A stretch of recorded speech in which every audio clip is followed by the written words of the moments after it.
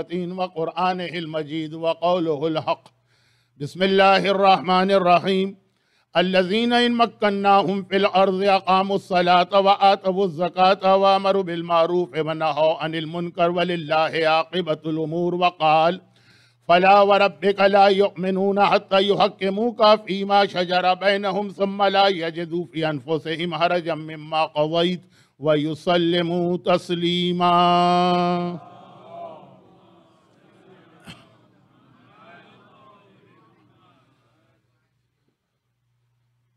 انتظامیہ یا والنٹیئرز میں سے اگر کوئی ہے تو اس کے لیے یہ اعلان کہ یہ پنکھا صرف مجھے ہوا نہیں دے رہا، باقی سب کو ہوا دے رہا۔ قرآن کریم کی 2 آیتوں کی تلاوت کی گئی ہے۔ ایک آیت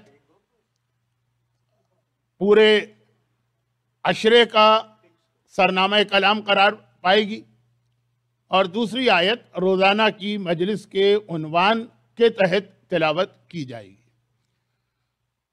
کیونکہ برادر محترم اعجاز صاحب کی اپنی تقریر بہت لمبی ہو گئی تو مجھے کوئی اس وقت موقع نہیں مل رہا کہ میں آپ کو یہ تفصیلات بتاؤں جو ہر سال بتاتا تو ہوں کہ کتنا لمبا سفر طے کر کے یہاں پہ آنا پڑتا ہے، اور اس کے بعد اب تو بڑھاپا ہے، بہت زیادہ خستگی یا تھکن ہوتی ہے، لیکن اس سے آپ کا کوئی تعلق نہیں۔ دوسرا جو معروضہ میں اکثر پہلی مجلس میں عرض کرتا ہوں وہ یہ ہے کہ ایام اضحیٰ کی یہ مجلس سفر حج کے فوراً بعد ہوتی ہے۔ حج کا سفر یقیناً اب بہت آسان ہو گیا ہے، لیکن جیسے جیسے دنیاوی سہولتیں بڑھ رہی ویسے ویسے موسم کی سختیاں بھی بڑھ رہی ہیں، جس کا اثر پڑھنے والے پر یقیناً ہوتا۔ سفر حج کی 2 نشانیاں ہوتی ہیں، ظاہری بات کر رہا ہوں۔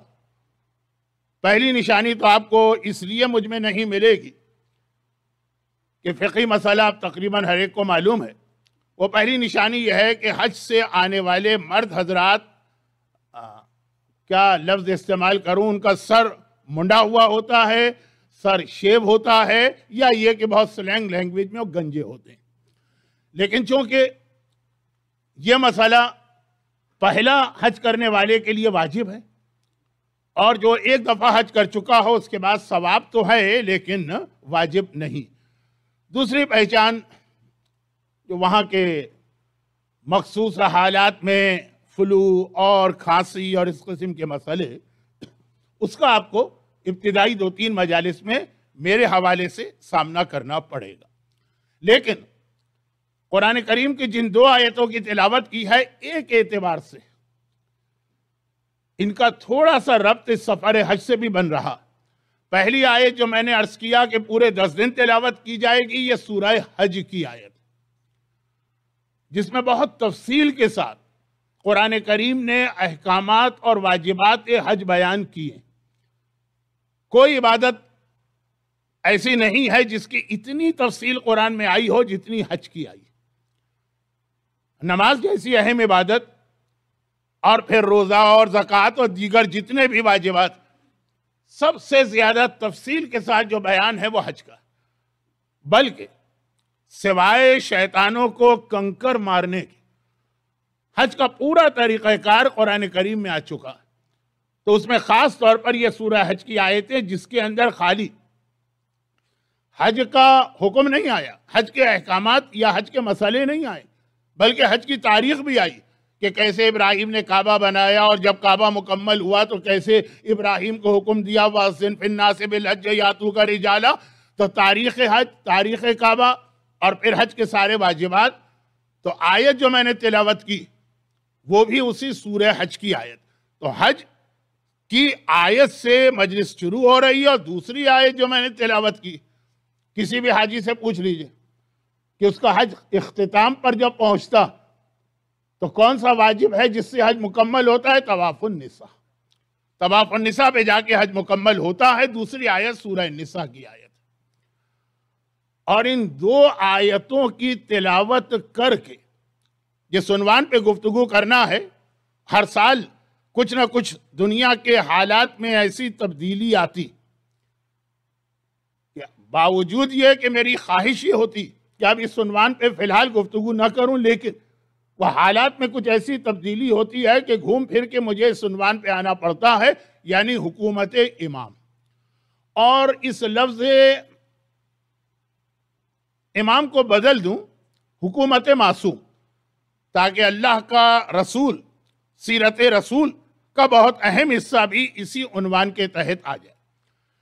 اب یہ حکومت امام کا عنوان آپ سمجھیں کہ حکومت معصوم کا یہ یاد دلا دیا جائے کہ کربلا کے 61 ہجری کے جہاد سے لے کر ظہور امام زمانہ تک یہ عنوان، یعنی کربلا میں آقا حسین کا جہاد ایک اعتبار سے حکومت امام کا پہلا قدم تھا، اگرچہ اس سے پہلے کہ معصومین بھی حکومت امام کے لیے کوشش کر رہے ہیں، لیکن ان کی حکومتیں قائم ہوئی۔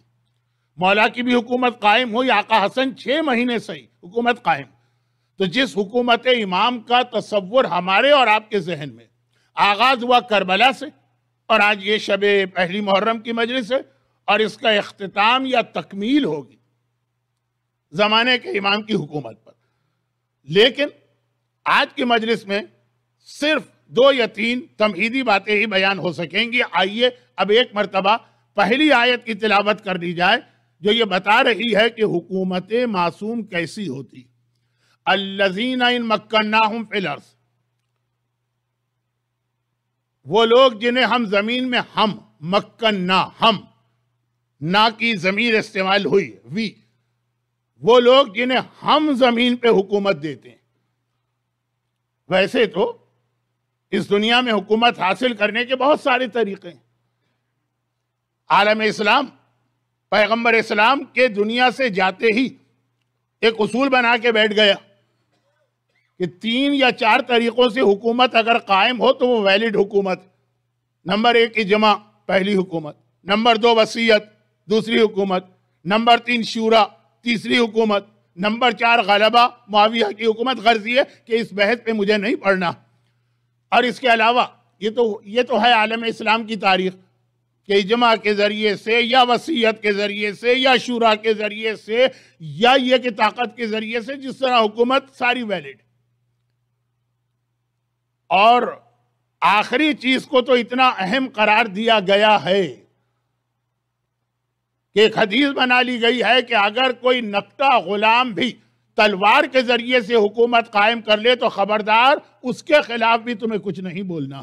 خیر، اب یہ سارے موضوعات نہ صرف یہ کہ میرے موضوعات نہیں بلکہ آج کی مجلس میں اس کی گنجائش بھی نہیں، لیکن اس کے علاوہ بھی دنیا میں مختلف قوموں میں مختلف علاقوں میں حکومت حاصل کرنے کے اور بہت سارے طریقے رائج ہیں، مگر قرآن کہتا ہے کہ جسے ہم حکومت دیں، جسے اللہ حکومت دے رہا، اس کا طریقہ کار یہ ہے کہ اقام الصلاۃ باشرو نماز سے ہوگی۔ نعوذ باللہ کتنی ہی پرانی عبادت لگے، نعوذ باللہ کتنی ہی آؤٹ ڈیٹڈ عبادت لگے، نعوذ باللہ نقل کفر نباشد، بہرحال جو نماز کے حوالے سے ہمارے یہاں جوک اور لطیفے مشہور ہوتے چلے جا رہے ہیں۔ قرآن کہتا ہے کہ پہلی بنیاد، پہلی اینٹ، پہلا آغاز اقام الصلاۃ وآتوا الزکوٰۃ، اور وہ زکوٰۃ کو ادا کریں گے، اور پھر وَأَمَرُوا بِالْمَعْرُوفِ وَنَهَوْا عَنِ الْمُنکر، نیکیاں پھیلائیں گے، برائیوں سے روکیں گے، وَلِلَّهِ عَاقِبَةُ الْأُمُورِ۔ تو بہت ہی واضح انداز میں قرآن نے کہہ دیا کہ حکومت معصوم یا حکومت الہی، جو حکومت اللہ دیتا اور معصوم کو عطا کرتا، اس کے اندر آدمی کو فریڈم نہیں۔ کون سی فریڈم؟ فریڈم ہے مولا کا مشہور جملہ، جنہیں ان کی ماں نے آزاد پیدا کیا ہے، تم کون ہوتے ہیں ان کو غلام بنانے والے؟ آزادی ہے مگر گناہوں کی آزادی نہیں۔ اور آج کی دنیا میں حکومت کہتے ہی اسے ہے کہ جہاں پہ انسان کو گناہوں کی آزادی ملے۔ آزادی کا مطلب ہی آج کل یہی، لیکن وہی بات کہ آج کی ایک مجلس میں اتنی ساری باتیں چھیڑنا مناسب نہیں۔ قرآن کریم نے سورہ حج میں بہت واضح طور پہ اعلان کر دیا کہ معصوم کی حکومت کی بنیاد 4 چیزیں: وَأَمَرُوا بِالْمَعْرُوفِ وَنَهَوْا عَنِ الْمُنکر، نیکیوں کا پھیلانا اور برائیوں سے لوگوں کو روکنا۔ اور پھر یہاں پہ ایک اشارہ کر دوں، اس لیے کہ اشارے سے زیادہ بیان کرنے کا آج موقع نہیں، کہ اب اگر کوئی سوال یہ کرے کہ امام تو یہ حکومت قائم کریں گے، عوام اس حکومت کو کیسے برداشت کریں گے؟ معصوم نے تو یہ حکومت قائم کر دی جس میں یہ 4 چیزیں ہیں، لیکن یہ حکومت جو ہے یہ کسی جنگل میں، کسی ویرانے میں، یا یہ حکومت سلیمان نبی کی طرح سے ہواؤں پر یا پانیوں پر تو نہیں ہے، تو انسانوں پر۔ اس حکومت کو انسان کیسے قبول کریں گے؟ حکومت کو انسان کیسے برداشت کریں گے؟ بہت ہی مختصر میں بات کہہ رہا ہوں کہ خالی اشارہ، کیونکہ ابھی 1.5 مہینے اس کی تفصیل بیان کر کے آ رہا ہوں مکی اور مدینہ۔ اشارہ یہی ہے کہ آیت قرآن کریم نے رکھی ہے سورہ حج میں، اور یہ سورہ حج خالی نام کی حد تک سورہ حج نہیں، سورہ والعصر، صرف ایک لفظ العصر سورہ میں آیا تو سورہ کا نام صرف ایک لفظ کی وجہ سے بڑھ گیا۔ لیکن الحج میں خالی ایک لفظ نہیں آیا، آیتوں پر آیتوں پہ آیتوں پہ آیتوں پہ آیتیں ہیں حج کی۔ واقعاً صحیح معنوں میں سورہ حج میں حج کا تذکرہ، اور اس میں یہ آیت آ کے اشارہ کیا کہ ایسا بننے کے لیے کہ حکومت معصوم آدمی قبول کرے، تیار ہو جائے، راضی ہو جائے، اس کے لیے اس کو حج کی طرح کی ٹریننگ لینا پڑتی ہے۔ اب وہ پھر بات کا مرحلہ ہے کہ وہ کیا ٹریننگ ہوتی ہے، اس کی کیا نتائج ہوتے ہیں۔ تو یہ تو قرآن کریم نے بتا دیا کہ اللہ جنہیں حکومت دیتا وہ طریقہ کار کیا۔ اور بہت ہی مختصر جو جملہ ابھی میں نے عرض کیا تھا اس کو اس سے ملا لیجئے۔ مجھے ضرورت نہیں ہے کہ میں بیان کروں، سارا کا سارا مجمع زندگی بھر مجالس سننے والا۔ آقا حسین کے کربلا کے لشکر کا سلیکشن آپ دیکھ لیجئے، یہی 4 باتیں اس میں نظر آئیں گی۔ اسی کی بنیاد پر آقا حسین حکومت معصوم یا حکومت امام کا پہلا قدم اٹھا رہے ہیں۔ میں یہ نہیں کہہ رہا ہوں کہ آقا تاج و تخت لینے گئے تھے، میں یہ نہیں کہہ رہا ہوں کہ کربلا کے جہاد کا مقصد اپنا اقتدار قائم کرنا تھا۔ وہ پہلا قدم تھا، آخری قدم جو ہے یعنی تکمیل، وہ تو زمانے کا امام کرے گا، لیکن جو حکومت امام قائم ہونا ہے آپ دیکھ لیجئے کہ آقا حسین کے لشکر میں یہی 4 باتیں آپ کو نظر آئیں گی، باقی بیان بعد میں۔ یہ تو ہوئی وہ آیت جس کو ذہن میں رکھ کر 1440 ہجرہ آقا حسین کے لشکر میں یہی 4 باتیں آپ کو آنے والی 9 یا 10 مجالس میں بیان ہوگا۔ لیکن اس کے حوالے سے سب سے پہلی جو کنڈیشن ہے وہ قرآن کریم نے سورہ نساء میں بیان کر دی۔ پہلی کنڈیشن، پہلی شرط، وہ پہلی کیا چیز ہے جس کے بعد انسان حکومت معصوم قبول کرنے کو تیار ہوتا؟ فَلَا وَرَبِّكَ لَا يُؤْمِنُونَ۔ اور جب بھی یہ آیت کی میں تلاوت کرتا ہوں، لوگ تو اس آیت کے آخری لفظ کو سن کر مزہ لیتے ہیں، کیونکہ آیت درود میں بھی وہی لفظ آیا، فَلَا وَرَبِّكَ لَا يُؤْمِنُونَ حَتَّىٰ يُحَكِّمُوكَ فِيمَا شَجَرَ بَيْنَهُمْ ثُمَّ لَا يَجِدُوا فِي أَنفُسِهِمْ حَرَجًا مِّمَّا قَضَيْتَ وَيُسَلِّمُوا تَسْلِيمًا۔ آخری لفظ سن کر لوگ آیت درود ذہن میں آ جاتی، اور میں اس آیت کے پہلے لفظ کا مزہ لیتا ہوں۔ بہت اہم پیغام، اور اکثر یہ جملہ میں کہہ کے آگے بڑھتا ہوں۔ اس آیت کو میں نے ماہ مبارک کے سفر میں یہیں کے منبر پہ کئی بار پورے عشرے کا عنوان بنایا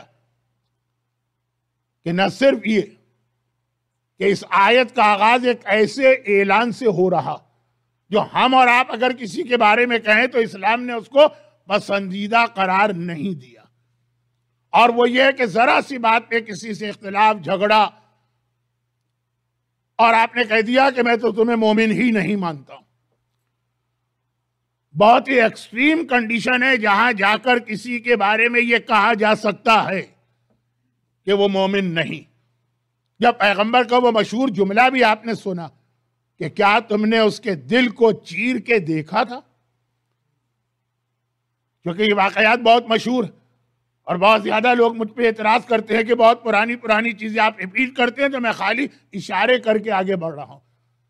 کیا تم نے اس کا دل چیر کے دیکھا تھا کہ وہ سچے دل سے اسلام لایا تھا کہ نہیں خالی جان بچانے کے لیے؟ بہت ہی ایکسٹریم کنڈیشن۔ ہاں، آخر میں ایک مرحلہ آتا جہاں ایک آدمی خود اپنا پردہ نہیں رکھتا، وہ تو پیغمبر کی مشہور حدیث اگرچہ تلاوت کی جاتی ہے غیبت کے لیے، جو آدمی اپنی حیا کا پردہ خود الٹ دے تو اللہ پھر اس کے لیے کوئی پردہ نہیں رکھتا۔ آتا یہ موضوع ہے غیبت میں کہ وہ آدمی جو کھلا کوئی گناہ کرتا، آپ اس کے اس گناہ کا تذکرہ لوگوں کے سامنے کر سکتے ہیں، کیونکہ اس نے خود ہی کوئی پردہ نہیں رکھا، لیکن اس کا تعلق کفر کے فتووں سے بھی، کیا اتنا کھل کر کوئی آدمی ایسی بات کہہ دے، اور وہ بھی اس میں شرط یہ ہے کہ مذاق نہ کر رہا ہو؟ اس کا مطلب یہ نہیں ہے کہ کفریہ باتیں مذاق میں جائز، وہ بھی گناہ ہے، لیکن اسے کافر نہیں بناتا۔ اور غلط فہمی میں مبتلا نہ ہو، اگر کوئی کفریہ بات کہہ رہا ہے لیکن کسی غلط فہمی کی بنیاد پر، بہت ساری چیزیں ہیں، یہ آج کا موضوع نہیں، میں غلط راستے پہ چلا گیا، واپس آتا ہوں۔ تو خلاصہ یہ کہ ہمیں اور آپ کو بڑی سختی کے ساتھ حکم دیا گیا کہ کبھی کسی کے عقیدے اور ایمان کے بارے میں اتنے آرام سے یہ بات نہ کہنا۔ اب یہاں رک کے ایک بات عرض کروں، آج کل کا ماحول، ہماری قوم دونوں ایکسٹریم پہ پہنچ چکی اور اتنا جذباتی ہو چکی، معمولی باتوں پر، چھوٹی چھوٹی باتوں پر، حتیٰ جس کا دین سے کوئی تعلق بھی نہیں ہے، مثلا تاریخ کے مسئلے، اس کے اوپر بڑے آرام سے کہہ دیتے ہیں یہ آدمی کافر ہے، اس کو تو ہم مانتے ہی نہیں مسلمان، اور یہ تو بدترین کافر۔ اور کیا آج کل کے بچوں کے ہاتھ میں یہ فیس بک اور سوشل نیٹ ورکنگ کی چیزیں لگ گئی۔ خیر، بات کا یہ موضوع بنے گا، اتنی سی بات کہ کیا کربلا میں جناب قاسم کی شادی ہوئی کہ نہیں ہوئی، یہ ایک تاریخ کا مسئلہ، نہ اصول دین میں شامل ہے نہ فروع دین۔ کیا حیدرآباد دکن سے میرے خلاف کفر کا فتویٰ صرف اس بات پہ نہیں آیا تھا کہ میں نے اتنا جملہ کہہ دیا تھا اسی ٹورنٹو میں، اس میں علماء کے دو گروہ ہیں، اور زیادہ جو ہمارے محقق علماء وہ کہتے ہیں کہ تاریخی اعتبار سے شادی ثابت نہیں، کفر کا فتویٰ، سیدھا بیچ میں کہیں اسٹاپ لے کے یا کوئی اور بات نہیں، سیدھے یہ تو آدمی کافر ہو گیا۔ خیر، میں نے تو یہاں تک سنا کہ معصوم کی شہادت کی تاریخ میں کسی نے اختلاف کیا کہ یہ جو ڈیٹ آپ منا رہے ہیں یہ نہیں ہے، وہ اس پر کفر کا فتویٰ لگ گیا۔ خیر، اب یہ ایک ایسا موضوع جو آج شاید ٹائم سے پہلے میں نے چھیڑ دیا، اس لیے کہ آج جو لوگ مجلس میں آئے ہیں یہ وہی لوگ ہیں جو میرا بیان سننے آئے ہیں، کل سے تو انشاءاللہ آقا حسین کے بہت سارے محب بھی آئیں گے، تو یہ اس مجمع کے لیے یہ موضوع نہیں۔ لیکن بات کہاں سے چلی تھی کہ ہم اور آپ اتنے آرام سے، اچھا، اور یہ بھی ایک بہت عجیب بات، امام کی ایک حدیث ہے جو پورا عشرہ نہ صحیح تو پوری ایک مجلس تو اس حدیث پہ ہو سکتی۔ ڈرو اس مظلوم سے کہ جب وہ صاحب طاقت ہو جائے گا، وہ پرانے ظالم سے کئی گنا زیادہ بڑا ظالم ثابت ہوگا، جو آج ہمیں مظلوم نظر آ رہا، بہت ہی زیادہ جرنلائز نہیں کر رہا ہوں، لیکن آج جو ہمیں بہت زیادہ مظلوم نظر آ رہا، جب اس کے پاس اتنی ہی طاقت آ جائے جتنی طاقت اس پر ظلم کرنے والے کے پاس، پھر دیکھنا اس کا انداز بہت ہی، اس کو لائٹ وے میں لوں تو یہ عرض کر دوں، اب تو میری عمر بھی ایسی کہ میں یہ کہہ سکتا ہوں کہ ساری باتیں آنکھوں دیکھی کر رہا ہوں۔ آج سے 25 سال پہلے، 30 سال پہلے، جو انتہائی، یا اب یہ انڈیا پاکستان کی بات ہے، کینیڈا کی بات نہیں، جو انتہائی مظلوم بہو آتی تھی ہم لوگوں کے پاس، تو لوگ کس لیے آتے ہیں؟ دعا، تعویذ، دھاگا، کوئی ایسا جادو۔ اتفاق سے یہ میری فیلڈ نہیں ہے، لیکن بہرحال باتیں تو سننا پڑتی۔ آج جب وہی ساس بنی، وہی خاتون، اور ان کی بہو ہمارے پاس آتی اور وہ جو اسٹوری سناتی، تو بالکل یہ لگتا ہے کہ 25 سال پہلے کی فلم دوبارہ ریوائنڈ کر کے دکھائی جا رہی ہے۔ یہ تو بہت عام سی بات میں نے کہی، لیکن اقتدار میں آنے کے بعد بھی بڑے بڑے خاندانوں کو آپ دیکھیں گے کہ جب وہ مظلوم تھے اور کتنا تڑپ رہے تھے اور اللہ سے فریاد کر رہے تھے، اور جب ان کے حالات بدلے تو ان کی کیا حالت ہوگی۔ اب یہ جو خاندانی اعتبار سے میں نے ایک ایسی بات کہی جو آپ حضرات ہر گھر میں دیکھیں گے، ساس بہو کا مسئلہ، پیسے کے اعتبار سے آج غربت کی وجہ سے جنہیں اپنی عزت بچانا مشکل ہے، اور وہ یہ سوچتے ہیں کہ اللہ نے جن کو دیا ان کو آخر احساس کیوں نہیں؟ جب ان کے دن پھرے اور یہ اس پوزیشن میں پہنچے تو یہ اس سے برے ثابت ہوئے، اور پھر یہ سلسلہ آگے بڑھے گا۔ میری مجلس میں یہ بات کہاں سے گئی؟ یہ یہاں سے آئی جب ہم پر بحیثیت مجموعی کوئی کفر کا فتویٰ لگاتا تو ہم کتنا تڑپ جاتے ہیں، اور ہم سوچتے ہیں کہ یہ کتنا بددیانت انسان ہے، خائن انسان ہے، جاہل انسان ہے۔ اتنا احساس نہیں کہ آگے پہلے ہم سے پوچھ تو لے۔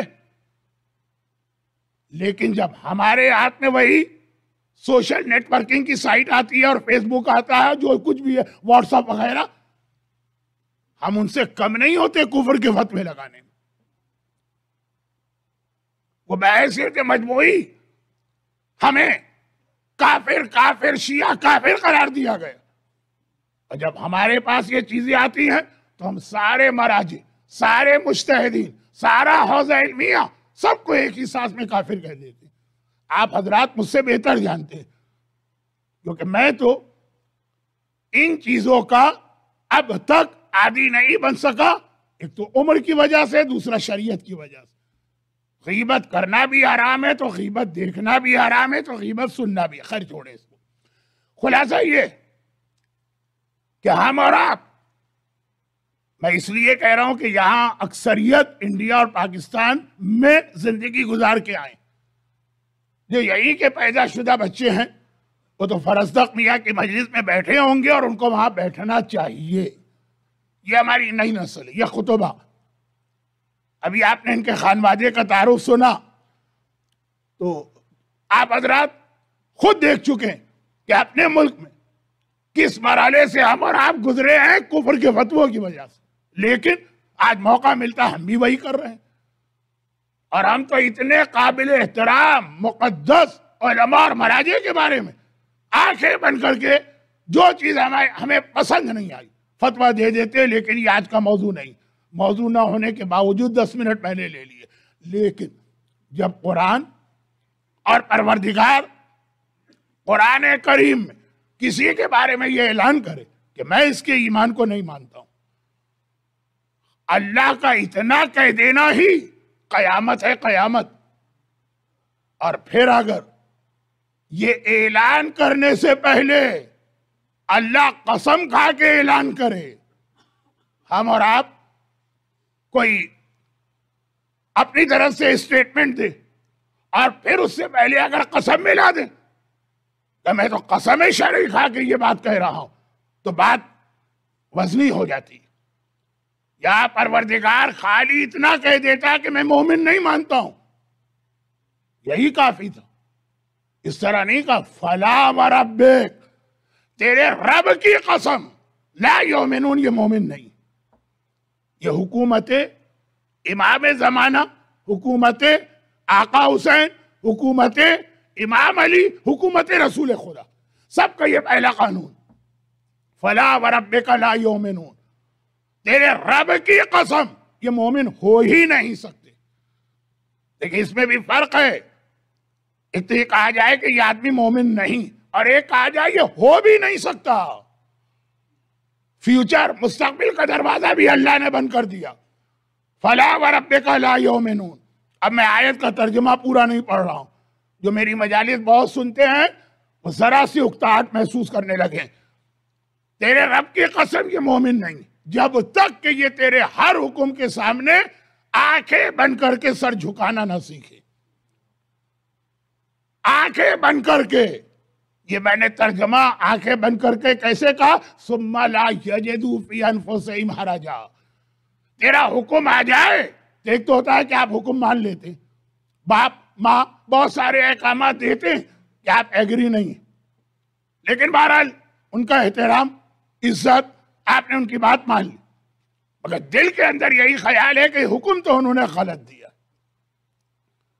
اب پھر وہی ساس بہو کی بات نہیں چھوڑنا چاہتا ہوں، لیکن ماں کے اطاعت گزار کئی بیٹے ایسے ہیں جو اس لیے بیوی کا حق ادا نہیں کرتے کہ ماں منع کر رہی ہے اور وہ دل میں سمجھ بھی رہے ہیں کہ اس وقت تو میری ماں زیادتی کر رہی ہے، لیکن بہرحال ماں اور بہت ناراض بھی ہے، تو دل میں تو خیال آ جائے۔ قرآن کہتا ہے نہیں، لا یجدوا فی انفسہم، ان کے دل میں بھی ذرا سا خیال نہ آ جائے کہ کیا حکم دے دیا، آنکھیں بند کر کے ماننا۔ یہ پہلی شرط بتائی، پہلی شرط قرآن کریم۔ ایمان کی بھی یہی شرط ہے، لا یؤمنون، نہ آج یہ مومن ہے نہ آئندہ مومن ہو سکتا جب تک کہ تیرے حکم کے آگے فریڈم۔ اور یہ آیت کتنا آپس میں ٹکرا رہی ہے، ہر چیز کی حدود ہوتی ہیں لیکن اس سے زیادہ اس وقت بیان کرنے کا موقع نہیں۔ پہلی شرط آنکھیں بند کر کے حکم کو ماننا۔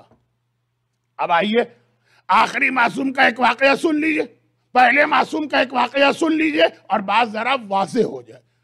واقعات کو میں مختصر کر رہا ہوں تاکہ جنہوں نے پہلے سنے ہوئے، یہ بھی میرے ساتھ ایک بڑا مسئلہ، آتے بھی ہیں مجالس میں اور پھر بعد میں کمپلین بھی کرتے ہیں۔ میں تو پہلے سے اعلان کر دیتا ہوں کہ بعض باتیں نہیں، اکثر باتیں دہرانا پڑتی ہے۔ آخری معصوم، پہلا معصوم۔ آخری معصوم کا واقعہ اس اعتبار سے بڑا عجیب ہے، عجیب تو نہیں ہے مگر ایک واقعے کے اندر دونوں پہلو جمع ہو گئے۔ زمانے کے امام کی غیبت شروع ہوئی، دو اسٹیجز میں غیبت تھی، شروع ہوئی۔ پہلے اور دوسرے نائب جو امام نے مقرر کیے، وہاں تو کوئی مسئلہ پیش نہیں آیا، اس لیے کہ جو پہلے نائب تھے یہ 10ویں امام کے زمانے سے نیابت کی ذمہ داری ادا کر رہے ہیں۔ مشہور شخصیت، ہر آدمی ان کی دیانت اور ہر آدمی ان کی قربت کہ یہ امام کے کتنا قریب ہے، امام سے مطلب ائمہ کے کتنا قریب، ہر آدمی جانتا۔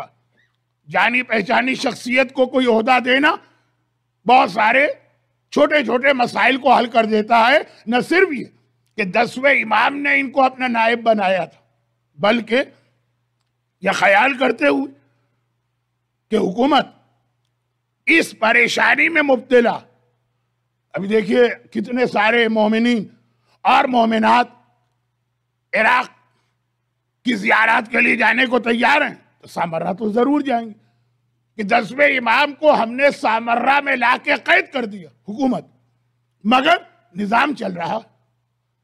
تو آخر یہ نظام کیسے چل رہا ہے، کون چلا رہا ہے امام کی غیر موجودگی میں؟ یہ سسٹم کس کے ہاتھ میں؟ وہ ڈھونڈ رہے ہیں اس آدمی کو کہ 10ویں امام قید میں ہیں، وہی جو سرداب، اور آج تو روزہ اتنا بڑا ہو گیا کہ گھر تو گھر وہ پرانا پورا محلہ عسکر، جس کی وجہ سے 10ویں امام بھی عسکری کہلاتے ہیں اور 11ویں امام بھی عسکری کہلاتے ہیں، وہ پورا محلہ روزے کے اندر آ گیا۔ مگر 10ویں امام کا خاص گھر، چاروں طرف سے امام محاصرے میں ہے، پہرے میں ہے اور نظام چل رہا۔ عجب، یہ ظالم حکمران جو اتنی بڑی حکومت کو سنبھالے ہوئے بے وقوف نہیں، بدھو نہیں ہے، احمق نہیں ہے، ان کو معلوم ہے کہ نظام چل رہا، تو وہ تلاش میں۔ مگر اس طرح سے اس نائب امام نے امام کے انسٹرکشن کے اوپر نظام امامت کو چلایا ہے کہ حکومت وہاں تک پہنچ ہی نہیں پائی۔ عثمان ابن سعید احوازی، اور یہ آپ نے مجلسوں میں بہت سنا، تو ایک اشارہ کافی کہ انہوں نے بغداد کے مین بازار میں روغن اور تیل اور گھی وغیرہ بیچنے کی ایک بہت بڑی دکان کھولی، اور اسی کے اندر مومنین کرام کسٹمر بن کے آتے ہیں اور وہ سارے مسئلے حل ہو جاتے ہیں۔ تفصیل کا نہ موقع ہے نہ ضرورت۔ اب آدمی جانے پہچانے آدمی، اور جس طرح سے نظام امامت کو چلا رہے ہیں ہر آدمی ان کو پہچانتا۔ چنانچہ 10ویں کی شہادت ہوئی، 11ویں نے ان کو ایز اٹ از باقی رکھا۔ ان کی دکان اور ان کی شہرت مومنین کے درمیان تھی۔ 11ویں کی شہادت ہوئی، 12ویں نے ان کو اسی طرح باقی رکھا۔ اب ایک تسلسل چل رہا ہے، اس لیے کسی قسم کا کوئی پرابلم پیدا نہیں ہو پایا کہ کون آدمی ہے، کہاں سے آیا، اس کو نائب مانے کہ نہ مانے۔ آج کل تو مرجعیت کے حوالے سے لوگوں کے ذہن میں غلط فہمی آ رہی۔ خیر، اور جب ان کا آخری وقت قریب آیا، بہت بوڑھے ہو گئے، تو ان کا اپنا بیٹا محمد ابن عثمان ابن سعید، جو اس پورے عرصے میں اپنے باپ کے ساتھ اسی دکان میں بیٹھتا تھا اور اپنے باپ کے ساتھ اس کو نائب رکھا گیا، وہ بھی جانی پہچانی شخصیت بن گیا. لیکن جب ان کا آخری وقت آیا محمد ابن عثمان کا، اب کسی نئے آدمی کو نائب بنانا ہے، وقت بھی اتنا گزر گیا کہ 10ویں امام اور 11ویں امام کے صحابی تقریباً دنیا سے جا چکے ہیں. صاحبان ایمان کے درمیان اس وقت 3 علماء کی شہرت بہت زیادہ. میں بہت مختصر بات کر رہا ہوں، ورنہ مرجعیت کے حوالے سے بہت سارے ایسے واقعات ہیں جہاں اس سے ملتے جلتے واقعات پیش آئے.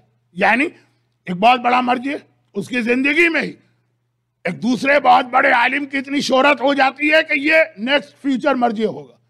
اور پتا چلا کہ جب پہلے زندہ مرجع کا انتقال ہوا، کہیں سے از غیبی واقعات بھی ہیں، از غیبی کی تشریح ہے، امام زمانہ کے واقعات، کسی اور شخصیت کا نام آ گیا، لیکن وہ مرجعیت کو بھی میں ہاتھ نہیں لگاتا، بہت بڑا موضوع. نائب، یہ کون سے نائب ہیں؟ یہ خاص وہ نائب جن کا امام سے کانٹیکٹ ہوتا. محمد ابن عثمان ابن سعید بیمار، بوڑھے ہو گئے، بستر علالت پر. 3 عالم اس وقت بہت مشہور، ابو صالح نوبختی اور حسین ابن روح اور ابو جعفر شلغمانی. 3 بہت مشہور. ان میں سب سے لو پروفائل پر حسین ابن روح، بلکہ یہ کہیے کہ عام آدمی ان کو جانتے بھی نہیں تھے کون ہے. اور سب سے زیادہ شہرت ابو جعفر کی تھی، جو پاکستان کے مومنین اور خاص طور پر کراچی کے مومنین. ایک ایسا واقعہ آج کل پاکستان اور کراچی میں پیش آ رہا ہے. میں اشارہ نہیں کرنا چاہتا، اپنی آج کے مجلس کو شخصیات اور پرسنالٹی کی جانب نہیں لے جانا چاہتا، لیکن بتانا چاہتا ہوں کہ ہسٹری ریپیٹس اٹسیلف. یہ زمانے کے امام کی امامت کے شروع میں ہو چکا. تو ابو جعفر اتنی سروسز دی تھی اس نے شیعت کو کہ اس زمانے میں اس کے برابر کا دور دور کوئی عالم نہیں تھا. تبلیغات، اس وقت کتاب لکھنا آج سے 1200 سال پہلے دنیا کا مشکل ترین کام تھا. پرنٹنگ تو تھی ہی نہیں، ہر کتاب خود ہاتھ سے لکھی جاتی تھی. اور اتنی کتابیں کہ ہر گھر میں اس کی کتاب پہنچ گئی ہے شیعت کے لیے. مذہب کا تحفظ، تبلیغات، آج جس طرح سے آپ کے گھروں میں کتابیں آتی، اتنا کہ کوئی پڑھتا بھی نہیں ہے، بلکہ 5-7 سال بعد سوال کرتے ہیں لوگ کہ مولانا ردی کا ڈھیر لگ گیا، اس کو ڈسپوز آف کیسے کریں؟ یہ تو ساری مذہبی کتابیں. قرآن کا تو پھر بھی لوگ سمندر وغیرہ میں ڈال دیتے ہیں. تو اس وقت اتنی کتابیں لکھی اور ہر ایک کو معلوم تھا کہ فیوچر یہ نائب. محمد ابن عثمان ابن سعید کا آخری وقت قریب آیا.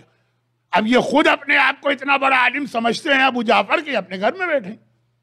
ان کے بعد نمبر 2 ابو سہل تھے نوبختی. وہ محمد ابن عثمان کے سرہانے بیٹھے، دیکھا کہ آنکھیں بند ہیں، سکرات جیسی کیفیت ہے. اور جو تیسرے عالم جن کو عام آدمی جانتے بھی نہیں، وہ پائنتی بیٹھے ہیں، حسین ابن روح. دوسرے نائب نے آکے چایا تھا، یاد ہوگا آپ کو. البتہ وہاں یہ تھا کہ امام کا حکم ملا کہ اب 5واں کوئی نائب نہیں ہے، اب تمام مجتہدین ہمارے نائب ہیں. مختصر کر کے امام کے فرمان کو میں نے اپنے الفاظ میں پیش کیا. مگر دوسرے امام کے زمانے میں یہ نہیں تھا. کابی ابھی امام کا حکم آیا اور مجھ سے کہا ہے کہ حسین ابن روح کو اپنے بعد نائب بناؤ. اب پتہ نہیں ٹورنٹو میں یہ رواج ہے کہ نہیں، لیکن کراچی میں آج تک نیٹی جیٹی پر ہم حسین ابن روح کا نام لے کر ہی عریضہ میں سمندر کے حوالے کرتے ہیں، لہروں کے حوالے کرتے ہیں. اور جنہیں عریضے کی پوری فلسفی اور ہسٹری پتا ہے، وہ خالی 15 شعبان کو عریضہ نہیں ڈالتے، ہر مشکل موقع پہ عریضہ ڈالتے ہیں. خیر، بات کہیں سے کہیں نہ چلی جائے، گرچہ حکومت امام میں یہ چیزیں بھی آئیں گی، لیکن بعد میں. آگے گولی کہا مجھے ابھی امام کا حکم آیا. جیسے یہ سنا، ابو صالح نوبختی اپنی جگہ سے کھڑے ہوئے پائنتی گئے. حسین ابن روح کے کندھے کو پکڑا، انہیں لا کے سرہانے بٹھایا کہ اب یہ آپ کی جگہ، اور خود جا کے پائنتی بیٹھ گئے. بعد میں لوگوں نے کہا کہ ذرا سا آپ کے ساتھ یہ ناانصافی نہیں ہوئی کہ آپ اتنے بڑے عالم اور آپ کے ہوتے ہوئے حسین ابن روح جسے کوئی جانتا بھی نہیں ہے. کہا خبردار، میرا کام ہے امام کے حکم کو ماننا، امام کے حکم پہ سوال کرنا، کوسچننگ، یہ میرا کام نہیں ہے. میں امام کا فالوور، شیعہ، چاہنے والا، تابع ہوں. مولا نے فریاد کی نہج البلاغہ میں، اور عجیب فریاد کی ہے. یاد رکھو معاویہ باطل پر ہے مگر جیت جائے گا، باطل جیت جائے گا. اور میں حق پر ہوں مگر ظاہری اعتبار سے لوگ یہ محسوس کریں گے مجھے شکست ہوگی. حق اور وہ باطل جیت جائے گا. وجہ بھی مولا نے اسی خطبے میں ہاتھ کے ہاتھ بتا دی. خطبہ نمبر 24، البتہ قرآن کی آیتیں ہوں یا نہج البلاغہ کے خطبات، نمبرنگ میں چونکہ اختلاف ہے، +1 -1 کا خیال رکھا کرے. خیر، اور وجہ یہ بتائی کہ میں حق پر ہوں مگر میرے ماننے والے میری ہر بات ماننے کو تیار نہیں. اور وہ معاویہ باطل پر ہے مگر اس کے ماننے والے آنکھیں بند کر کے اس کی ہر بات کو مان رہے ہیں. جہاں آنکھیں بند کر کے اپنے لیڈر کی بات مانی جاتی، دنیاوی اعتبار سے وہ کامیاب نظر آتا ہے. اب آخرت کا فیصلہ تو بہرحال ہر ایک کو پتا ہے کہ کیا. لیکن حسین ابن رو کے واقعے میں ابو سہل نے کہا میں امام کا شیعہ ہوں، غلام ہوں، میرا کام ہے امام کے حکم پہ عمل کرنا، کوئسچننگ میرا کام نہیں. اور یہ خالی امام سے مطلب یہاں کیا ہے؟ پورا اسلام. 4 شادی کی اجازت کیوں ہے؟ عورت کو آدھا حصہ کیوں ملتا ہے؟ گواہی آدھی کیوں ہے؟ یہ حکم کیوں ہے؟ وہ حکم کیوں؟ آئیں گی باتیں، آئیں گی، ابھی بہت وقت ہے. انشاءاللہ اگر میری زندگی رہی، یہ تو نہیں کہہ سکتا، لیکن موضوعات کے لیے وقت ہے. یہ جیسے ہی حکم امام آیا، آنکھیں بند کر کے یہ بھی نہیں کہا کہ اے محمد ابن عثمان ابن سعید، ہمیں کیا پتا یہ امام کا حکم ہے کہ تم نے اپنی طرف سے کہہ دیا. آج کل مراجع کے فتوے پہ لوگ یہی اعتراض کرتے ہیں. جو فتویٰ اپنے آپ کو پسند نہ آیا. خیر، اب یہ رک جائیں، ہم بات کو پورا کریں. اور وہ جو تیسرا عالم ہے جس کی واقعاً سروسز ہیں، حسین ابن رو نے ایک کتاب بھی نہیں لکھی. حسین ابن رو کی کوئی اسپیچ ہمیں نہیں ملتی. اور جس نے اتنی خدمت کی، جب اس کو پتا چلا کہ امام نے مجھے چھوڑ کے اس کو بنا لیا، وہ امام ہی کے اگینسٹ ہو گیا. آپ میں سے کئی لوگوں کو میں جانتا ہوں پرسنلی، مجھے چہرے بھی نظر آ رہے ہیں، میں اشارہ نہیں کرنا چاہتا، جن کا یہ کہنا ہے. ان میں کچھ لوگ حیدرآباد دکن کے بھی ہیں، جن کا یہ کہنا ہے کہ بچپنے میں جس نے ہمیں تقلید سکھائی اور یہ بتایا کہ تقلید واجب ہے، مرجع کی تقلید کرو، آج وہی بعد میں آگے چل کر وہی سب سے بڑا ضد مرجع اور ضد تقلید اور اینٹی تقلید یا اینٹی تقلید بنا. اور میں اور بھی لوگوں کو جانتا ہوں. اور جیسا کہ میں نے کہا کہ آج بھی حالت یہ کہ ایسا شخص اس وقت بھی جتنی کتابیں لکھی اور جتنی کتابیں چھاپی، آج اتنا زیادہ شیعت کے اگینسٹ وہی آدمی ہو گیا ہے، لیکن یہ پرسنالٹی کی طرف چلی جائے گی مجلس. تاریخ میں گزر چکا. ابو جعفر نے کہا حق میرا تھا، مجھے میرا حق نہیں دیا گیا، جو حق نہ دے وہ امام نہیں ہو سکتا. اب وہ جو ساری زندگی امامت کی تبلیغ کرتا رہا، آخری کتاب اس نے امامت کے خلاف لکھ دی. کوئی امام نہیں، 11ویں امام لاولد دنیا سے گئے تھے. اب پھر پرابلم پیدا ہو گئے. بھئی آج کل تو بہت آسان پرنٹنگ، اور یہ تو پرنٹنگ تو میری ایج کی بات ہے، ہی بچے انٹرنیٹ، آن لائن، ہر کتاب موجود. اس وقت تو کتابیں بہت کم تھی. کہا مولا جو اب اس کی کتابیں پرانی والی ان کا کیا کرے؟ بہت اچھی کتابیں، امامت کو ثابت کیا، عقائد کو ثابت کیا، بہت اچھی ہسٹری لکھی ہے. امام نے کہا پرانی کتابوں کو باقی رکھو، اس کے بعد سے امام نے ایک ڈیڈ لائن بتائی، اس کے بعد سے اس کی نہ کوئی کتاب پڑھنا ہے نہ کوئی تقریر سننا. الفاظ میرے ہیں لیکن چونکہ وقت نہیں ہے اس لیے میں براہ راست اپنے الفاظ میں روایت پیش کرتا ہوں. یہ آخری امام کی غیبت کے آغاز میں یہ بات ہوئی. یہاں پہ ایک جملہ ایسا کہہ دوں جو میرے آج کے موضوع سے ہٹ کر ہے لیکن بعض نوجوانوں کی دلچسپی کا، اور وہ یہ کہ علماء میں سے کچھ کا یہ کہنا، جیسے مرحوم آغا بہجت، کہ جس طرح امام کی غیبت کے شروع کا ایک عرصہ تھا غیبت صغرا، جس کے یہ واقعات میں نے پڑھے، اور پھر غیبت کبرا، امام کا ظہور بھی اسی طرح ہوگا. پہلے ظہور اصغر ہوگا، پھر ظہور اکبر. اور آج کا زمانہ بقول ان علماء کے ظہور اصغر کا زمانہ ہے، ظہور شروع ہو چکا. بات اس سے زیادہ اس وقت نہیں کہنا ہے، وقت کی کمی کی وجہ سے بات غلط ہو جائے گی، اس پہ میں آئندہ ایک مجلس میں بات کروں گا. لیکن غیبت صغریٰ کا واقعہ ظہور اصغر کے اندر آپ کو یاد دلا رہا ہوں. آنکھیں بند کر کے امام کا حکم ماننا، یہ ہوا آخری معصوم. اب آئیے پہلا معصوم، اور درمیان میں مولا کا تو ایک ایسا واقعہ آتا ہے، ایک تو بہت مشہور. آپ خود بتائیے اپنی قوم کے مزاج کو دیکھتے ہوئے، خاص میں آپ کی بات نہیں کر رہا، لیکن جو آپ اس وقت پوری دنیا میں قوم کا وہ مزاج دیکھ رہے ہیں جہاں ان باتوں پر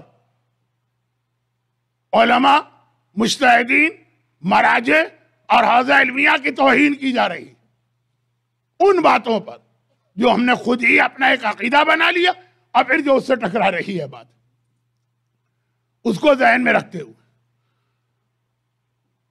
اگر آپ صفین کی لڑائی میں ہوتے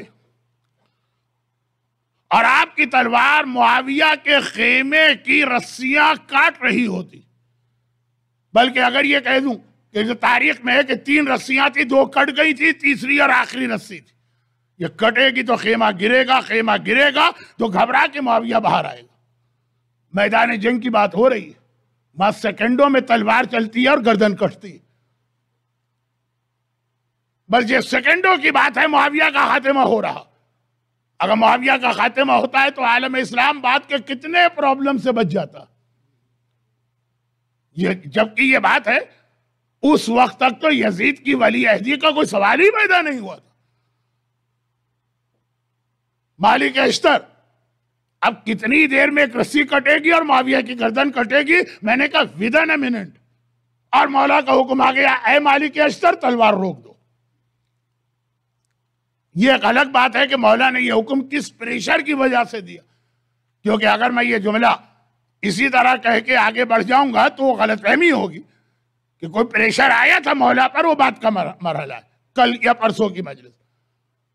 ہم اور آپ ہوتے تو ایک جملہ کہتے اور ہیں ہمارے یہاں ایسے عقیدت مند، میں یہ نہیں کہہ رہا ہوں کہ وہ جھوٹ بول رہے ہیں یا وہ خاری پبلک کو شو کر رہے ہیں، نہیں، واقعاً ان کا جذبہ یہ، مولا اللہ اگر ہمیں جہنم میں بھی جلا دے، ہم جہنم میں جلنے کو تیار ہیں، معاویہ کو نہیں چھوڑیں گے.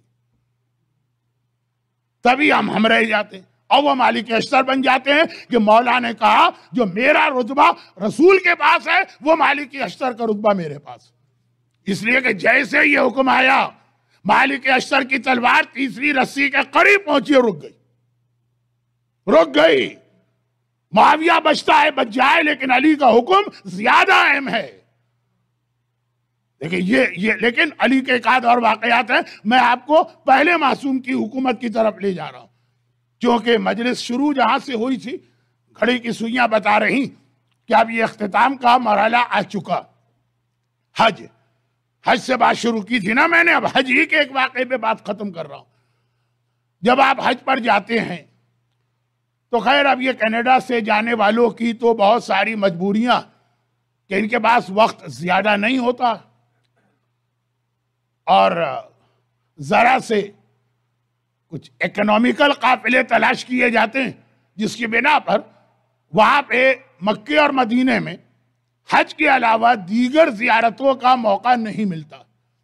مدینے میں تو پھر بھی کچھ زیارتیں کچھ کر لی جاتی ہے، مکے میں تو اس کا بھی موقع نہیں ہوتا. لیکن ایک بڑی تعداد میں دنیا کے دیگر ملکوں سے آنے والے مکے کی زیارتوں میں ایک بہت ہی اہم جگہ ہے جورانہ، وہاں کی زیارت کو جاتے ہیں.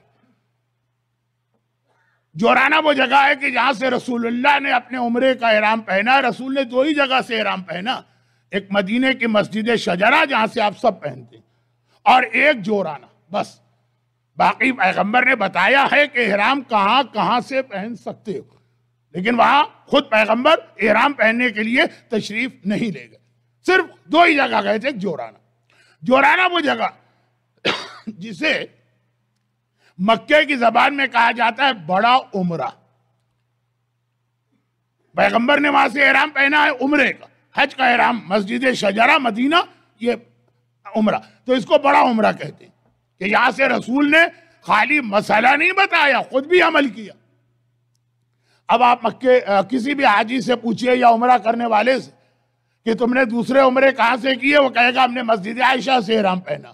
اس کو کہا جاتا ہے چھوٹا عمرہ۔ چھوٹا ان معنوں ہے کہ پیغمبر نے جگہ تو بتائی، خود وہاں نہیں گئے۔ تو خیر، جورانہ کی اہمیت تاریخ میں اس لیے کہ یہاں پر جنگ حنین کے بعد بہت اہم لڑائی ہے جنگ حنین، غزوہ لَقَدْ نَصَرَكُمُ اللَّهُ فِي مَوَاطِنٍ كَثِيرَةٍ وَيَوْمَ حُنَيْنٍ، خاص نام لے کے قرآن میں آیا کہ ہم نے تمہاری بہت جگہ مدد کی، سورہ توبہ، مگر حنین کا دن یاد رکھو، اس دن تو ہم نے تم پر خاص اپنا تفضل کیا۔ تو خیر، غزوہ حنین کے حالات بیان کرنے کا نہ وقت ہے نہ ضرورت۔ یہ الگ بات ہے کہ زیارت عاشوراء اور دعائے ندبہ قسم کی دعاؤں میں بہت زیادہ یہ دو جنگوں کا تذکرہ احقاد البدریہ والحنینیہ۔ اے آقا حسین، کربلا میں آپ سے بدر کا انتقام لیا گیا اور حنین کا انتقام لیا گیا۔ حنین ہے کیا چیز جو اس کا انتقام لیا گیا، وہ ایک الگ موضوع ہے۔ صرف ایک جملے میں بات عرض کر دوں کہ میدان احد میں حضرت حمزہ کی زیارت کرنے ہم جاتے ہیں۔ حضرت حمزہ کی زیارت مکہ مدینے کی اونلی زیارت ہے، لفظ اونلی پہ توجہ دیجیے گا، جس میں لفظ لعنت آیا ہے۔ باقی مکہ اور مدینے کی جتنی زیارتیں ہم کو ملی معصومین کی طرف سے، کہیں پہ لفظ لعنت نہیں۔ کربلا کی ہر زیارت میں، معصومین کی ہر زیارت میں، مکہ مدینے میں صرف ایک زیارت ہے، جناب حنین اور جناب حمزہ اور شہدائے احد کی۔ تو اب جب زیارت ہم پڑھا رہے تھے، یہ بات ہے آج سے 15 سال پہلے کی، جب حالات اتنے خراب نہیں تھے جتنے آج ہیں۔ تو وہ آیا سعودی عرب کا جس کو وہاں متوّع کہتے ہیں، اور کہا کہ یہ آپ کیا پڑھ رہے ہیں؟ کہا یہ زیارت پڑھ رہے ہیں جو ہماری کتاب میں، کہا اس میں لکھا ہے کہ آپ کے قاتلوں پہ لعنت۔ فتح مکہ میں جب آپ بھی مانتے ہیں کہ رسول اللہ نے سب کو معاف کر دیا، بچہ جانتا، کہا جب آپ بھی جانتے ہیں کہ سب کو معاف کر دیا، تو جب رسول اللہ معاف کر رہے ہیں تو آپ کون ہیں لعنت کرنے والے؟ یہ عجیب بات ہے کہ سعودی عرب کا وہ متوّع، وہ جو ان کی امر بالمعروف پولیس، وہ وہی دلیل دے رہا جو انقلاب اسلامی ایران کے بعد بہت سارے 12 امامی شیعوں کی دلیل تھے امام خمینی کے خلاف۔ کہا یہ امام خمینی روزانہ کتنے لوگوں، کتنے جرنیلوں کو قتل کرا رہے ہیں، پیغمبر نے تو فتح مکہ میں سب کو معاف کر دیا۔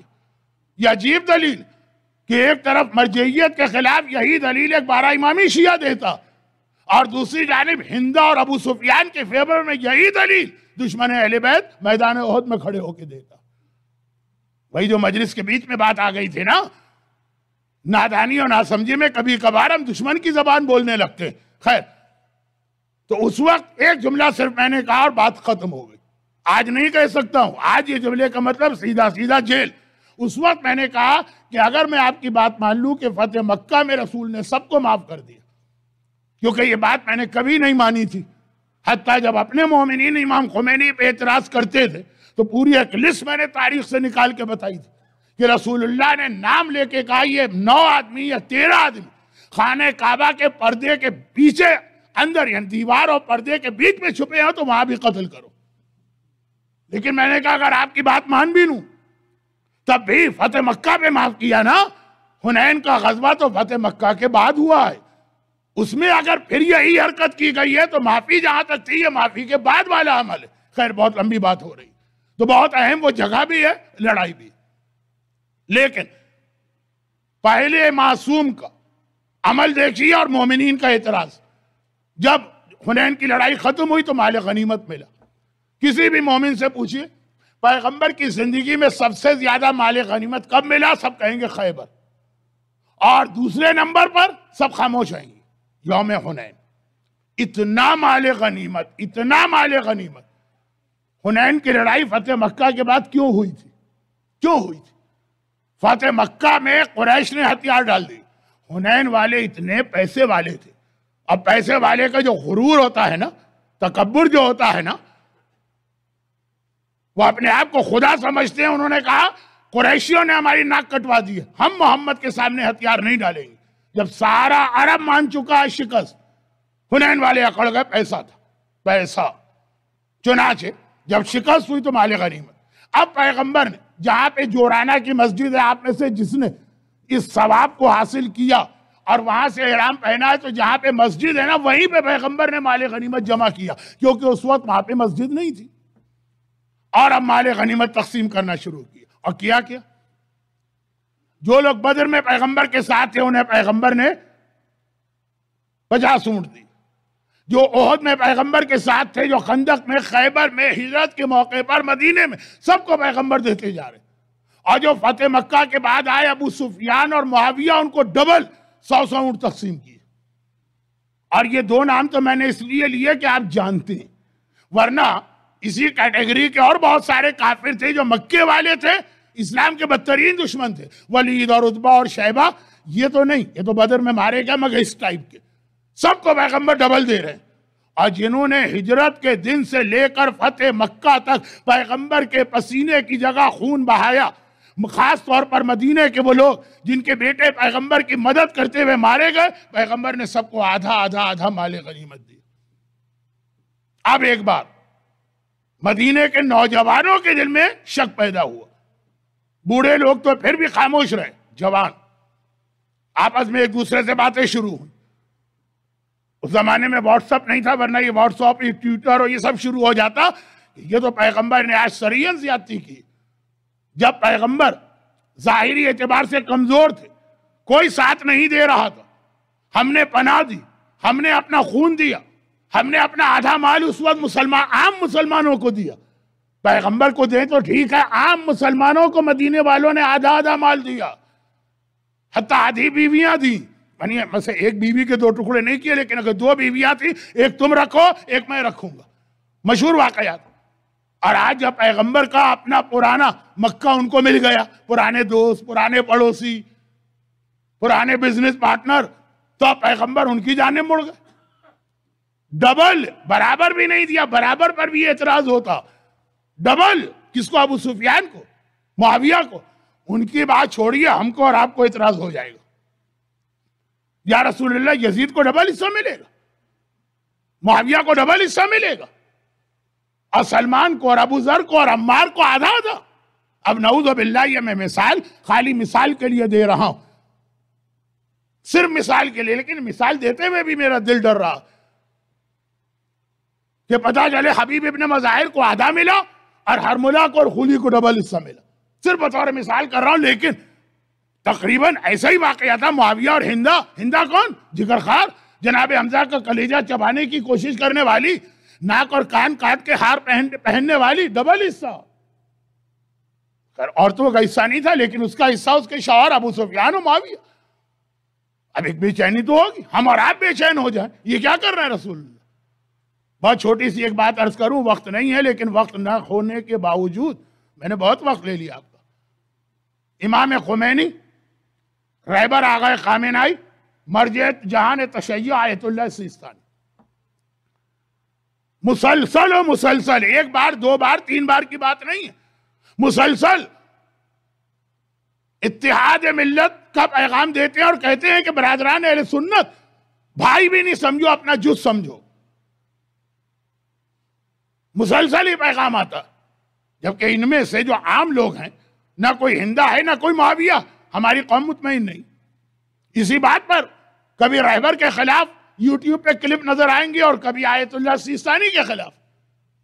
ان کو ہم اہمیت دیں، ماں بہن کی گالیاں لکھی ہیں یوٹیوب کے اس کلپ کے نیچے کامنٹس۔ یہ جو شہزادی کے گھر کا دروازہ جلایا، انہوں نے نہیں جلایا، جنہوں نے جلایا یہ لوگ ان کو مانتے ہیں، تو ان کو بھی کیوں کہا جا رہا ہے کہ بھائی قرار دو؟ وہاں پہ جس نے جناب حمزہ کا کلیجہ چبایا، ناک اور کان کاٹ کے نیکلس بنا کے پہنا، پیغمبر نے یہ نہیں کہا ان کو اپنا برابر سمجھو، ڈبل حصہ دیا۔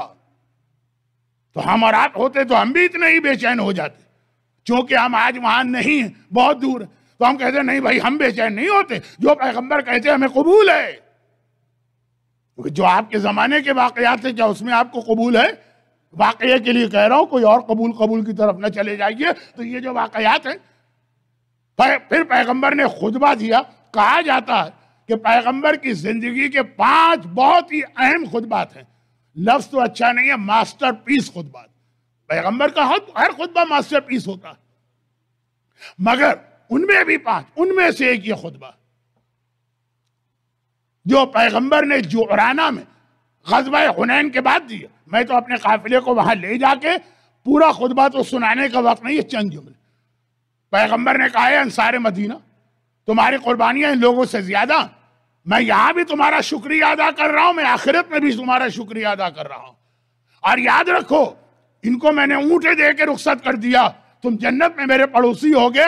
کیا تم اس بات پر مطمئن نہیں ہو کہ دولت دنیا لے کے معاویہ جا رہا ہے اور اللہ کا حبیب وہ تمہارے ساتھ ہے؟ میں تمہارے درمیان مرتے دم تک رہوں گا، یہاں تک کہ مرنے کے بعد میری قبر بھی تمہارے شہر میں بنے گی.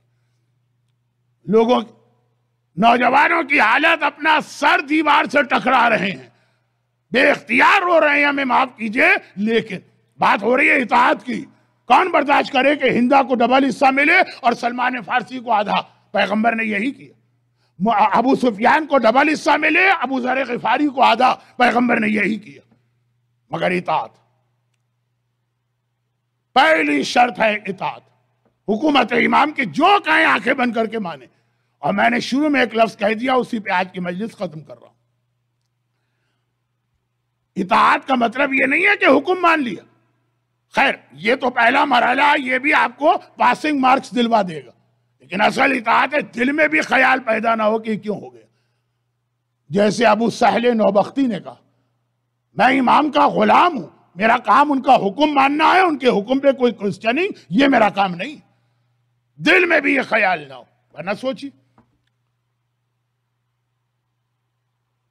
کہ حسین مدینے سے جا رہے ہیں، سب کو لے کے جا رہے ہیں، ایک بچی کو چھوڑ کے جا رہے ہیں. بہت بے چین، بہت پریشان.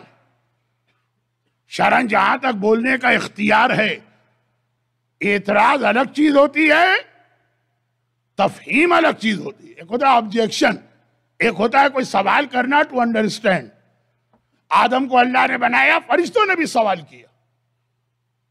یہ اعتراض نہیں تھا، یہ ویسا وائے نہیں تھا کہ جیسے ہمارے بچے کہتے ہیں کہ ڈسکو کیوں نہ جائیں، ہماری بچی کہتی ہے حجاب کیوں کریں. یہ سمجھنے کے لیے تھا. تو سمجھنے کے لیے کوئی بات پوچھنا الگ چیز ہے، لیکن آنکھیں بند کر کے حکم ماننا. میں اکثر یہ روایت پڑھتا ہوں اور آج اسی روایت پہ مجلس ختم کر رہا ہوں. حسین سب کو لے کے چل رہے ہیں، لیکن اپنی ایک بچی کو مدینہ چھوڑ کے جا رہے ہیں. کتاب نہضت الحسین کے اندر اختصار کے ساتھ یہ واقعہ آیا، میں ذرا سا اپنے الفاظ کے ذریعے اس کو مکمل کر رہا ہوں. اور نہ صرف یہ کہ چھوڑ کے جا رہے ہیں، بلکہ حسین یہ بھی نہیں چاہتے کہ یہ بچی کسی کی سفارش لے کے آ جائے. چنانچہ جس وقت 28 رجب کا قافلہ مدینے سے چل رہا اور سواریاں آ گئی، بیت الشرف محلہ بنی ہاشم میں پہرا لگ گیا.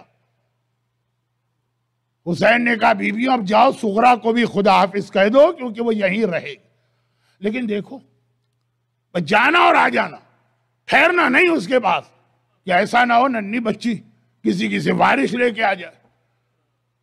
اور صغرا یہی سوچے بیٹھی تھی کہ اب یہ میری بہنیں آئیں گی، میری پھپھیاں آئیں گی، میری ماں آئے گی، خاندان کی بزرگ خواتین آئیں گی، میں ان سے کہوں گی کہ میری سفارش کر دے. مگر وہاں تو حکم امام تھا، تو ہر بی بی جاتی ہے، سر پہ ہاتھ پھیرتی ہے اور کہتی ہے صغرا بیٹی خدا حافظ، یہ کہہ کے باہر آ جاتی. اس سے پہلے کہ صغرا اپنی بات شروع کریں، وہ بیوی الوداع کہہ کے باہر آ چکی. اور صغرا دل میں سوچ بھی رہی کہ آخر بابا سب کو لے جا رہا ہے، مجھے کیوں نہیں لے جا رہا. اور ہم بھی سوچیں. 2-3 چیزیں ذہن میں آتی ہیں کہ شاید اس لیے نہیں لے گئی کہ صغرا بیمار تھی، مگر جب ایک بیمار امام سجاد کربلا کے سارے مراحل سے گزر سکتا، تو صغرا سجاد سے زیادہ بیمار تو نہیں تھی. کبھی دل میں خیال آتا ہے کہ بڑا مشکل سفر ہے، اور اتنے مشکل سفر میں لڑکیوں کا لے جانا مناسب نہیں ہے، مگر جب حسین کی دوسری بیٹیاں کبرا جا رہی ہے، سکینہ جا رہی ہے، جب دوسری لڑکیاں جا سکتی ہیں تو پھر صغرا بھی جا سکتی۔ کبھی دل میں خیال آتا ہے شاید صغرا بہت کم سن، مگر جب 2 ہفتے کا ننھا علی اصغر جا سکتا ہے تو صغرا علی اصغر سے زیادہ کم سن تو نہیں۔ نہ ہماری سمجھ میں آ رہا، نہ صغرا کی سمجھ میں آ رہا۔ بابا کا حکم آ چکا ہے، بابا کے سامنے بولنا نہیں چاہتی، اب یہ سوچ رہی کہ سفارش۔ ایک ایک کر کے ساری بیویاں جلدی سے نکل گئی، لیکن جب آخر میں صغرا نے دیکھا کہ میرے حجرے میں ثانیہ زہرا، زینب کبرا، وارث علی اور فاطمہ داخل ہوں، صغرا کو معلوم تھا اگر پھوپھی اماں بھی چلی گئی تو پھر اور تو کوئی نہیں ہے میری سفارش کرنے والا۔ چنانچہ ابھی زینب نے آ کر سر پر ہاتھ ہی رکھا تھا کہ صغرا نے تڑپ کے پھوپھی کا دامن تھام لی، کہا پھوپھی اماں بابا سے اتنا کہہ دیجئے کہ مجھے بھی اپنے ساتھ لے کے جائیں۔ زینب شریکت الحسین، جو حسین حکم دیں گے زینب اس حکم پہ عمل کروائیں گی، شریکت الحسین۔ چنانچہ کہا صغرا بیٹی گھبراؤ نہیں، چند دنوں کی بات ہے، جا رہے ہیں واپس آئیں گے۔ اب ننھی بچی اس وقت اتنا پریشان ہے کہ تڑپ کے وہ جملہ کہہ دیا جو عام طور پہ بچیاں نہیں کہتی۔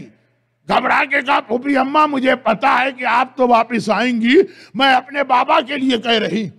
زینب نے چونک کے کہا صغرا بیٹی یہ کیا کہہ دیا؟ کہا پھوپھی اماں کل رات کو میری آنکھ کھل گئی، میرا دل گھبرا رہا تھا، سارے گھر والے سو رہے تھے، میں اپنے حجرے سے مکان کے صحن میں گئی تو میں نے دیکھا صحن کی پچھلی دیوار کے ساتھ کوئی سیاہ پوش و نقاب پوش بی بی بیٹھی ہیں اور بار بار کہہ رہی ہیں ہائے میرا لال، ہائے میرا حسین۔ میں سمجھ گئی یہ میری دادی فاطمہ زہرا ہیں جو میرے بابا کا ماتم کر رہی ہیں۔ وہ ماں کا نام سننا تھا، اب زینب بھی تڑپ اٹھی، صغرا کو لے کے چلی، حسین کے حجرے میں داخل ہوئی۔ حسین امام وقت ہے، حسین امام زمانہ ہے۔ دیکھا زینب صغرا کو لے کے آ رہی، حسین سمجھ گئے، کہا زینب بھائی تیری ہر خواہش پوری کرے گا مگر صغرا کی سفارش نہ کرنا۔ زینب نے تڑپ کے کہا لیکن بھیا کیوں، صغرا کی سفارش کیوں نہیں؟ حسین نے کہا زینب بہن تجھے پتا ہے کربلا کے بعد کیا ہونے والا؟ یہ کوفہ و شام کے بازار و دربار کا جہاد تو زینب ہی کو کرنا، تجھے پتا ہے کربلا کے بعد کیا ہونے والا ہے؟ میں اپنی ہر بیٹی کو بے مقنع و چادر بلوہ آب میں دیکھ سکتا ہوں لیکن اپنی صغرا کو بغیر چادر کے نامحرموں کے بیچ میں نہیں دیکھ سکتا۔ اور آقا کیوں؟ آخر کس لیے؟ آقا کہیں گے اس لیے کہ میری باقی بیٹیاں یا میرے نانا کی شبیہ ہے یا میرے بابا کی تصویر ہے، لیکن میری صغرا، میری ماں فاطمہ زہرا کی شبیہ ہے۔ آخر حسین فاطمہ کی شبیہ بے مقنع و چادر نامحرموں کے درمیان کیسے؟ الا ولعنۃ اللہ علی اعدائہم اجمعین۔ پروردگارا ماہ محرم کی اس پہلی تاریخ حسین کے عزاداروں کے اس گریے کا واسطہ غم حسین کے علاوہ ان سب کو دنیا اور آخرت کی ہر پریشانی سے محفوظ فرما۔ پروردگارا 28 رجب کو مدینے سے نکلنے والے اس حسینی قافلے کا واسطہ جو ایسا اجڑا کہ قیامت تک دوبارہ آباد نہ ہو سکا، ان مومنین کو جو آج کی مجلس میں ہیں، ان مومنات کو جو آج کی صف عزا پہ بیٹھی ہیں، ان کے گھروں کو، ان کے گھر والوں کو، ان کی روزی کے ذرائع کو، ان کی اولادوں کو دنیا اور آخرت کی ہر پریشانی سے محفوظ فرما۔ اور دنیا میں آج بھی جہاں مظلوم شیعان حیدر کرار ہیں، چاہے وہ سعودی عرب ہو، چاہے وہ بحرین ہو، چاہے وہ سیریا ہو، چاہے وہ یمن ہو، چاہے وہ نائجیریا ہو، چاہے وہ دنیا میں جہاں جہاں مظلوم شیعان حیدر کرار اور مستضعفین جہاں ہیں، خدا بندہ ان سب کی جان، مال، عزت اور اولاد کی حفاظت فرما۔ جن مرحومین کے لیے آج ایصال ثواب ہوا ان سمیت ہمارے تمام مرحومین کی مغفرت فرما، بیماروں کو شفائے کاملہ عطا فرما، بے اولادوں کو صاحب اولاد فرما۔ پروردگارا جنہیں کسی قسم کی کوئی پریشانی ہے ان کی اس پریشانی کو بے حق مصائب کربلا دور فرما، اور اسلام کی پریشانی کے ہمیشہ ہمیشہ اختتام کے لیے اپنی آخری حجت امام زمانہ کے ظہور میں تعجیل فرما۔ ماتم حسین۔